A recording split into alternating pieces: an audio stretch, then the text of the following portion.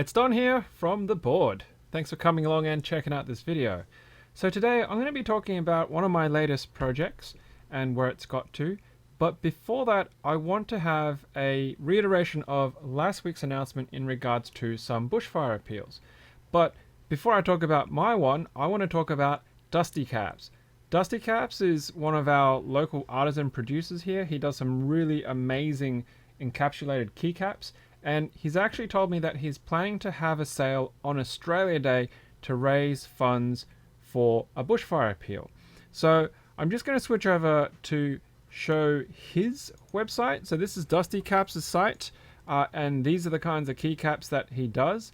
Absolutely gorgeous looking things. So do check out his site for that sale. I believe it's meant to be happening on the 26th of January, which is Australia Day here, but obviously different time zones and things like that around the world. I'm not sure how that's going to play. Hopefully there's going to be some more details about that coming very soon. Make sure you do check it out on Mech Market or Reddit or Geekhack, you know, the usual places, or otherwise hit up Dusty Caps through the contact form or social media, Discord, Facebook, and so on and so forth. Okay, so Dusty Caps is planning to do a bushfire appeal. Now, the other thing in regards to bushfire appeal is that as I did the video about the Keychron K2 review the other week, I'm going to be doing a draw and giving this away. It is, as mentioned as part of that review,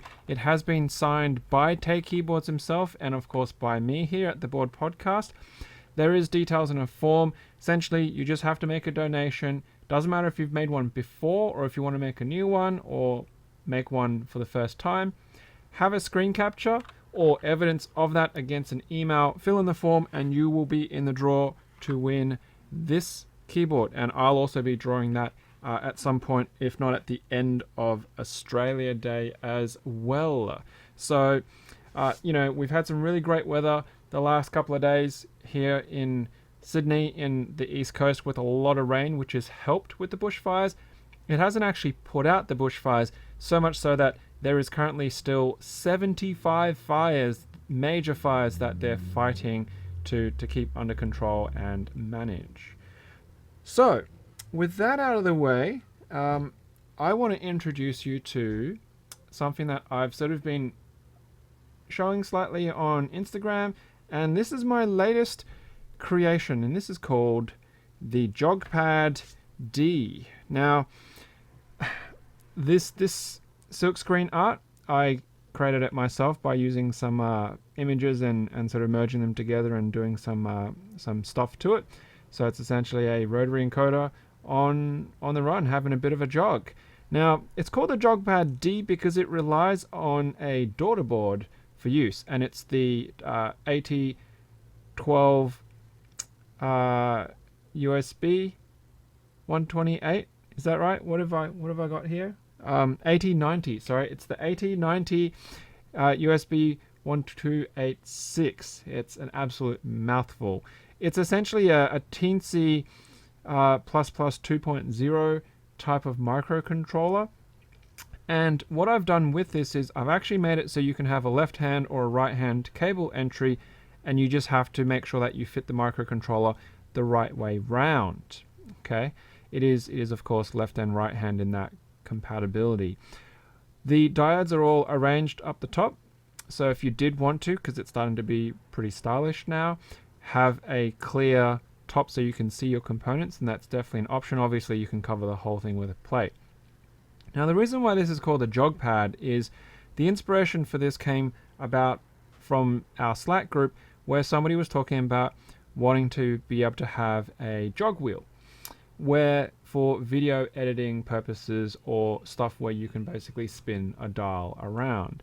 Now, QMK now supports encoders, and I sort of took that in mind and started creating something that could be compatible with that in concept. So what this pad has on it, the reflection from the lights sort of making it difficult to lay it down flat fully, but I've actually kind of gone really over the top. I've put 5 encoders up the top and 1 in the middle. So if you're not familiar with what a rotary encoder is, it's one of these things. It essentially has a bunch of pins on it that allows you to have a turn clockwise and anti-clockwise response, and if you push down on it, it'll also give you a switch response. So the other thing is, you might notice that it's essentially a Swiss cheese bottom row, but the reason why it's a Swiss cheese bottom row is because I've got compatibility for 2U vertically on both sides, and I've got compatibility for there, there, there, and there. Now this gives you a lot of options. I haven't actually drawn it out completely in Keyboard Layout Editor, but you could turn this into a standard numpad with encoders on the top. You can do all sorts of, duplicated layouts. You can put a big wheel in the middle if you wanted to, 3U wide, 5U wide, however it is that you want. You can put big or small wheels up the top. You could have like 2 big wheels on the side and then a gap in the middle. It all depends on how you want to build this with a plate, if you want it to be hidden so they don't see what the actual build options are. I thought about this because you can build it as a standard right-hand numpad with some extra macro keys. You can build it as a southpaw left-hand macro pad with some extra keys and throw in the encoders. Honestly, the application for this is entirely up to you how you want it.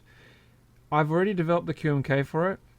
It is actually sitting on my local hard drive here. I haven't pushed it into GitHub. There is no fork for it. Officially, that's been requested to be added to Configurator, but it works. Now for me, I was trying to figure out what I could do with it myself to test it and to obviously play with the rotary encoder aspect of it. Originally I thought, because I play a little bit of World of Warships, that it might be something to use for controlling left and right on the actual port and starboard turning for it. And then, you could have different keys for things like the zoom and stuff like that. But then I thought, maybe not. And recently I've been playing Divinity 2. And one of the things is, on a normal keyboard, I actually keep my hands around the nav cluster area where the arrow keys allow me to pan left and right, up and down. And then the delete and end keys allow for the rotation of the camera angle. And I thought, what, why not build it around that? Because I also utilized the Alt key for showing items for pickup or interaction, and the Control key for forced combat or attacking spots and things like that. And it does give you a lot of options for 2Us and 1Us for extra keys like map or inventory, crafting, journal, and so on and so forth. So I built it. I tested it, and it works. And as I said, the QMK is all well and good. So here is a 80mm jog wheel. I drew it and I 3D printed it using my 3D printer. And yeah, it's big. It's big. So much so that if you put it in the middle, it's 90mm from edge to edge of the actual switch for a 5U. But I'd chosen not to put it in the middle because I actually wanted some extra keys. And what I ended up building was this. So you'll see this is the, I've got a reset switch up the top.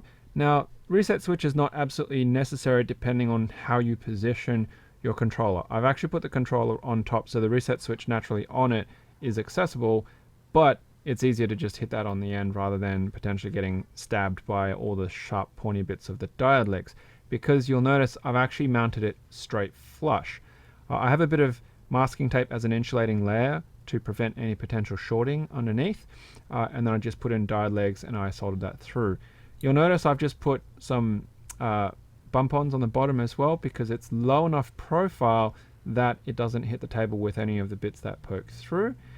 I've put the rotary encoder on the top row in the middle, because what that allows me to do is still have a big fat wheel, and I still have keys on the bottom, and it spins quite nicely, just like that. And it's not a very heavy wheel. It's only 10% infill, so it doesn't have a lot of momentum. It's not acting like a flywheel where it will just keep going. But it means I've got my arrow keys here. I've got my control for forced attack, and then I've got my plus for pickup stuff. basically showing stuff I can interact with. I've set that to map and inventory, and then that's to my quick save and quick load. Now you might notice, why do I have DSA keycaps when everything else is SA in most fashion? Is because if we turn to the side, the SA is actually too high and it clips the wheel. I was trying to figure out what would be a good size, and 80 theoretically was going to be just on perfect. And you'll notice that I've also got just a bit of a paper shim here, because I'd made that inset thinking it could go all the way down to the bottom of that, which it kind of almost does. So if I take that out and I put that in, it sinks all the way down.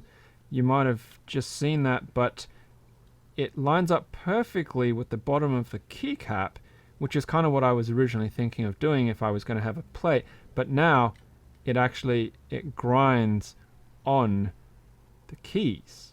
So it doesn't really work that well. For that purpose, I've pulled it up, and now that doesn't have an issue with the DSA keycaps, whereas with SA keycaps it still clips it just a little bit. So the paper shim just goes into the middle there and stops this from sliding all the way down. How well does it work? Well, I've play tested it. It's quite comfortable for me to use. You know, up, down, left, right, map, inventory, attack, you know, holding down the Alt so I can find stuff to click and pick up. And it's quite an easy reach for me to be able to turn. The only thing that I'm finding is that every pulse of the encoder in Divinity and the way that it's outputting, you know, polling speed and stuff like that, it's not the same as the keyboard when I would press and hold it. Essentially, because what it's doing is pulsing, it's actually like I'm tapping the camera rotation. So it's actually quite slow and it's quite jerky. I don't know how to get around that. I may have to ask around to see if there's any way to make that a little bit more functional. But look, for the purposes of play testing, conceptually, the design works. How useful will this be for somebody who's doing video editing? I honestly can't tell you, because it might have the same issue. As you rotate the encoder and the dial, you know, for going forwards or backwards, fast forwarding and stuff like that, it might be quite stuttery because of the encoder. At the same time, that might be because of the quality of the encoder and the number of partitions. So these are really cheap ones. I don't have really much detail on these. I just picked them up. You know, they were $1 each. Very, very cheap. But they work, you know, just to prove the concept and how this is structured. Of course, I've got some M2 mounting points, so I could have 2 of them if I really wanted to lift it up and increase the height. And that also means they can be case mounted, you know, plate mounted, and all sorts of options just like that. So it's really entirely up to you how you would want to build and use this. For me, I'm still going to use it to play around with for obviously my use playing Divinity. I could naturally just, you know, take the wheel off.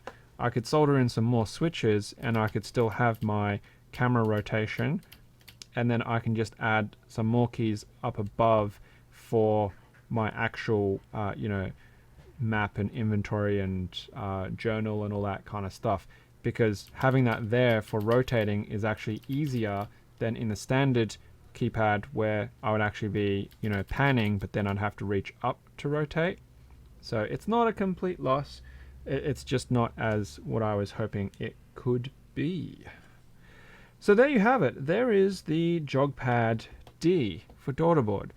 Now, I already have a redeveloped version of this, which is not the version D, but I've actually replaced this entire top section with a different arrangement that utilizes the Atmega AT32U4. The 32U4 has enough pin input outputs to support this. Now I believe the Elite C controller has as well, but I haven't gone to the point of using the Elite C, only because that once again is going to have an issue of, do you want left hand or right hand output, or doing the dual. If I use the AT32 U4, I can actually have the USB out the top, and then it would be more like a standard onboard component SMD type of arrangement. I haven't ordered any, I haven't purchased any components, only because I don't know if this is something of interest that people would want in that format, in that layout. I don't know how useful this is going to be for other people, but please give me your feedback either on Reddit, on Discord, on video comments below. Get in touch with me and tell me, is it worthwhile to go that extra step to fully flesh it out to an onboard component type of device? Naturally, for it to be worthwhile and potentially even going to either a vendor stage or a group buy stage, that interest has to be high, it has to be real, it has to be honest. So yeah, we'll just see how that pans out into the future. And there you go, there is the JogPad-D. If you are interested in it, I still have a bunch of these, so we can chat and see what we can do to get one out to you, and you can build it, give it a try, so on and so forth. So thank you very much for checking out this video. Of course, please hit that like, subscribe button, bell button for notifications, and share it with anybody who you think might have a use and value for this. I don't have any case files or anything like that. You'll just have to 3D build them, design them yourself. Not super hard, happy to provide dimensions, or you measure it yourself once you get one. Just like that. So don't forget, 26th on Australia Day, Dusty Caps. Hopefully we'll be doing a sale for Australian bushfire relief, and also on the 26th I will be doing a draw to give away this Keychron K2 keyboard signed by Tay Keyboards and me here at the Board Podcast. All you have to do is just make a donation, screen cap it, put it somewhere, share the link in the form with your name and email address, and you'll be in with a chance to win that lovely keyboard. Once again, thanks very much for checking out the video, and of course, as usual, till next time, happy clacking. Man, that's a really long outro.